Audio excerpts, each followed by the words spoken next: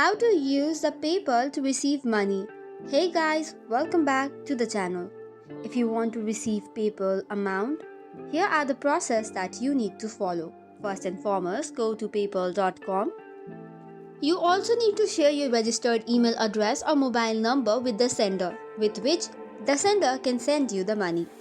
Once you have sent the details to the sender will send money by logging into the PayPal account, clicking on send button, entering your contact info such as email or mobile number, specifying the amount and selecting the currency.